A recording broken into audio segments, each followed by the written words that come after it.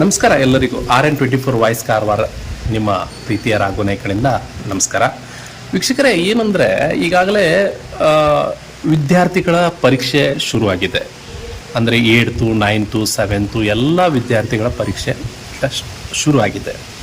ಎಲ್ಲ ವಿದ್ಯಾರ್ಥಿಗಳು ತಂದೆ ತಾಯಿಯರ ವಾಹನದಲ್ಲಿ ಆಗಲಿ ಆಟೋ ರಿಕ್ಷಾದಲ್ಲಿ ತಮ್ಮ ಶಾಲೆಗೆ ವಿದ್ಯಾರ್ಥಿಗಳು ಪರೀಕ್ಷೆಗೆ ಹಾಜರಾಗ್ತಾ ಇದ್ದಾರೆ. ಇವತ್ತು ನೋಡಿ, ಸಡನ್ಲಿ ಏನಾಯ್ತಂದರೆ, ಇವತ್ತು ವಿದ್ಯಾರ್ಥಿಗಳು ಕಡವಾಡ, ಸಿರವಾಡ ಮತ್ತು ಈ ಮಕ್ಕೇರಿ ಕಡೆಯಿಂದ ಬಂದಂಥ ವಿದ್ಯಾರ್ಥಿಗಳಿಗೆ ಬಹಳಷ್ಟು ಇವತ್ತು ಸಮಸ್ಯೆ ಆಗಿದೆ. ಏನಂದರೆ, ಈ ಕೈಗಾ NPCಯಲ್ಲಿ ಬರುವಂಥ ದೊಡ್ಡ ವಾಹನ, ಭಾರಿ ವಾಹನ, ಇದು ಕಾರವಾರದಿಂದ ಹಬ್ಬವಾಡ ರಸ್ತೆಗೆ ಅಂದರೆ ಕೈಗಾ ರಸ್ತೆಗೆ ಹೋಗುವಾಗ ಭಾರಿ ವಾಹನ ಅದು ನೋಡಿ. ಈಗ ನಾನು ವಿಡಿಯೋದಲ್ಲಿ ಕಾಣಿಸ್ತಾ ಇದ್ದೇನೆ. ಭಾರಿ ಟ್ರಾಫಿಕ್ ಜಾಮ್ ಆಗಿ ವಿದ್ಯಾರ್ಥಿಗಳಿಗಂತೂ ಸಿಕ್ಕಾಪಟ್ಟೆ ಇವತ್ತು ಸಮಸ್ಯೆ ಕೂಡ ಆಗಿದೆ. ಬೆಳಿಗ್ಗೆ 9 ಗಂಟೆಗೆ ನೋಡಿ, ಎಕ್ಸಾಮಿಗೆ ಹೋಗ್ಬೇಕು, ಅವರು ಎಕ್ಸಾಮನ್ನು ಬರೀಬೇಕು. ಅಂಥದ್ರಲ್ಲಿ ಈಗ ನೋಡಿ, ನಾಳೆ SLC ಎಕ್ಸಾಮ್ ಬರ್ತಾ ಇದೆ ವಿದ್ಯಾರ್ಥಿಗಳು. ಅಂಥದ್ರಲ್ಲಿ ಬೆಳಿಗ್ಗೆನೇ ಈ ಭಾರಿ ವಾಹನಗಳು, ಬೆಳಗ್ಗೆ ಮುಂಚೆನೇ ಈ ವಾಹನಗಳು, ಅದು ಕೂಡ ವಿದ್ಯಾರ್ಥಿಗಳ ಪರೀಕ್ಷೆ ಟೈಮಲ್ಲಿ ಇಂಥ ದೊಡ್ಡ ವಾಹನ ಈ ಒಂದು ರಸ್ತೆಯಲ್ಲಿ ಹೋಗ್ತಾ ಇದೆ. ಇವ್ರಿಗೆ ಯಾರು ಹೇಳೋರು ಕೇಳೋರು ಯಾರಿಲ್ಲ ನೋಡಿ. ನಾಳೆ SLC ಎಕ್ಸಾಮ್ ಟೈಮಲ್ಲಿ ಬರೋಬ್ಬರಿ ಅವ್ರಿಗೆ 10:30 ಎಕ್ಸಾಮ್ ಅಂದರೆ 10 ಗಂಟೆಗೆ ಅವ್ರು ಒಳಗೆ ಇರಬೇಕಾಗತ್ತೆ. 10:30 ಎಕ್ಸಾಮನ್ನು ಸ್ಟಾರ್ಟ್ ಮಾಡಬೇಕು. 10:30 ನಂತರ ಹೋದರೆ ಅವ್ರಿಗೆ ಒಳಗಡೆ ತಗೊಳ್ಳೋದಿಲ್ಲ. ಅಂಥ ಪರಿಸ್ಥಿತಿ ಉದ್ಭವ ಆಗ್ತದೆ. ಆದರೆ ಇಲ್ಲಿ ದೊಡ್ಡ ವಾಹನ ಇದೇ ರಸ್ತೆಯಲ್ಲಿ ಹೋಗಬೇಕಾದ್ರೆ ಬಹಳಷ್ಟು ವಿದ್ಯಾರ್ಥಿಗಳು ಇವತ್ತು ಪಾಲಕರು ಹಿಡಿ ಶಾಪ ಕೂಡ ಹಾಕಿದ್ದಾರೆ. ಅದರಲ್ಲಿ ಇವತ್ತು ನೋಡಿ, ವಿದ್ಯಾರ್ಥಿಗಳಿಗೂ ಬಹಳ ಸಮಸ್ಯೆ ಆಯಿತು. ಜನ ನನಗೂ ಕೂಡ ಫೋನ್ ಮಾಡಿದ್ರು, ಈ ರೀತಿ ಆಗ್ತಾ ಇದೆ ಅಂತ. ಆದರೆ ಈ ಸಮಸ್ಯೆನ ನಾನು ಮಾನ್ಯ ಜಿಲ್ಲಾಧಿಕಾರಿಗಳಿಗೂ ಹಾಗೂ ನಮ್ಮ ಪೊಲೀಸ್ ವರಿಷ್ಠಾಧಿಕಾರಿಯಾದಂತಹ SP ಸಾಹೇಬ್ರಿಗೂ ನಾನು ಮನವರಿಕೆ ಮಾಡ್ತಾ ಇದ್ದೇನೆ. ಜಿಲ್ಲೆಯ ಒಳ್ಳೆ ಮೆಚ್ಚುವಂಥ ಅಧಿಕಾರಿ ಆಗಿದ್ರಿ. ಅಂಥದ್ರಲ್ಲಿ ಇಂಥ ವಾಹನ ಇವತ್ತು ಹೋದರೆ ನಮ್ಮ ವಿದ್ಯಾರ್ಥಿಗಳಿಗಂತೂ ಬಹಳಷ್ಟು ಸಮಸ್ಯೆ ಆಗ್ತಾ ಇದೆ. ಅದಕ್ಕಾಗಿ ನಾನು ದಯವಿಟ್ಟು ನಿಮಗೆ ಕೈ ಮುಗಿದು ಕೇಳ್ಕೊಳ್ತಾ ಇದ್ದೇನೆ.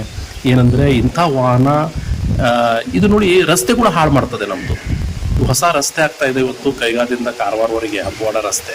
ಅದು ಕೂಡ ನಮ್ಮ ರಾಮಶ್ರೀ ಕನ್ಸ್ಟ್ರಕ್ಷನ್ ಅವರು ಮಾಡ್ತಾ ಇದ್ದಾರೆ. ರಸ್ತೆಯನ್ನು ಚೆನ್ನಾಗಿ ಮಾಡ್ತಾ ಇದ್ದಾರೆ. ಭಾರಿ ಬ್ಯೂಟಿಫುಲ್ ರಸ್ತೆ ಇವತ್ತು ಆಗ್ತಾ ಇದೆ. ಅಂಥದ್ರಲ್ಲಿ ಈ ವಾಹನ ಹೋಗ್ಕೊಂಡು ಇವತ್ತು ಈ ರಸ್ತೆನೂ ಸತ್ಯಾನಾಶ ಆಗ್ತದೆ.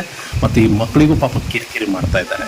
ಇದಕ್ಕೇನಾರ ಪರ್ಯಾಯ ಮಾಡಲೇಬೇಕು. ಯಾಕಂದರೆ ರಾತ್ರಿ 12-12ವರೆಗೂ ಕೂಡ ಅವ್ರದ್ದು ಭಾರಿ ವಾಹನ, ಸುಮಾರು 40ರಿಂದ 45 ಭಾರಿ ವಾಹನ. ಈಗ ನೋಡಿ, ಲೋಡ್ ಗಾಡಿ ಅಷ್ಟೇ ಮಟೀರಿಯಲ್ಸ್, ಅಷ್ಟೇ KGಯನ್ನು, ಅಷ್ಟೇ ಟನ್ನನ್ನು ಹಾಕಿ ಆ ವಾಹನ ಹೋಗಬೇಕಾಗತ್ತೆ.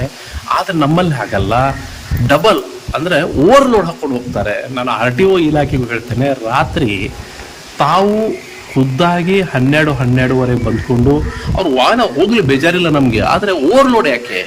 ಓವರ್ಲೋಡ್ ಎಷ್ಟು ಕೇಸನ್ನು ನೀವು ಬರೆದಿದ್ದೀರಿ? ನಾನು ಜಿಲ್ಲಾಡಳಿತಕ್ಕೂ ಹೇಳ್ತಾ ಇದ್ದೇನೆ, ಮಾನ್ಯ SP ಸಾಹೇಬ್ರಿಗೂ ಹೇಳ್ತಾ ಇದ್ದೇನೆ, ಇದಕ್ಕೆ ಕಡಿವಾಣ ಹಾಕಲೇಬೇಕಾಗತ್ತೆ. ಓವರ್ಲೋಡ್ ಮಾಡಿಕೊಂಡು ಇವತ್ತು ನೋಡಿ, ನಿನ್ನೆ ಒಂದು ಪಾಪ ಅರ್ಗಾದಲ್ಲಿ ನೇವಲ್ ಹತ್ರ ಒಂದು ಚಿಕ್ಕ ಮಗು ಸತ್ತು. ಅವನು ನೋಡಿದರೆ ಡ್ರಗ್ಸಲ್ಲಿದ್ದ, ರಾಡ್ ತಿರ್ಸ್ಕೊಂಡು ಬರ್ತಾ ಇದ್ದಾನಂತೆ. ಡ್ರಗ್ಸ್ ಕೊಡ್ಕೊಂಡು ರಾಡ್ ತಿರ್ಸ್ಕೊಂಡು ಬರ್ತಾ ಇದ್ದಾನಂತೆ. ಅಂಥರದಲ್ಲಿ ಇವರು ಕೂಡ ಎಲ್ಲ ಹೊರ ರಾಜ್ಯದವರು ಇವರು ವಾಹನ ತೊಗೊಂಡು ಬರ್ತಾರೆ. ನಾಳೆ ಏನಾರು ಹೆಚ್ಚು ಕಡಿಮೆ ಆಯ್ತಂದರೆ ಯಾರು ಜವಾಬ್ದಾರಿ ಇದಕ್ಕೆ? ಅದಕ್ಕಾಗಿ ಇವರು ಲೈಸೆನ್ಸನ್ನು ಚೆಕ್ ಮಾಡಬೇಕು, ರಾತ್ರಿ ಓವರ್ಲೋಡನ್ನು ಚೆಕ್ ಮಾಡಬೇಕು, ವಾಹನ ಎಲ್ಲ ಡಾಕ್ಯುಮೆಂಟ್ಸನ್ನು ಚೆಕ್ ಮಾಡಿ ಇವ್ರಿಗೆ ಬಿಡಬೇಕಂತ ನಾನು ಕೇಳ್ಕೊಳ್ತಾ ಇದ್ದೇನೆ. ಮತ್ತು ದಯವಿಟ್ಟು ಬೆಳಿಗ್ಗೆ ಶಾಲಾ ಟೈಮಲ್ಲಿ, ಅಂದರೆ ಶಾಲಾ ಕಾಲೇಜ್ ಟೈಮಲ್ಲಿ, ಅಂದರೆ ಮಕ್ಕಳಿಗೆ ಶಾಲಾ ಕಾಲೇಜ್ ಟೈಮಲ್ಲಿ ದಯವಿಟ್ಟು ಈ ವಾಹನವನ್ನು, ಅತಿ ಭಾರವಾದ ವಾಹನನ, ಅತಿ ದೊಡ್ಡದಾದ ವಾಹನನ ಈ ರಸ್ತೆಗೆ ದಯವಿಟ್ಟು ತೊಗೊಂಡು ಹೋಗ್ಲಿಕ್ಕೆ ಅವಕಾಶ ನೀಡಬಾರ್ದು ಅಂತ ಹೇಳ್ಕೊಂಡು ನಾನು ಜಿಲ್ಲಾಡಳಿತಕ್ಕೂ ಮತ್ತು SP ಸಾಹೇಬರಿಗೂ ಮತ್ತು RTO ಇಲಾಖೆಗೂ ನಾನು ಮನವರಿಕೆ ಮಾಡ್ತೀನಿ. Thank you.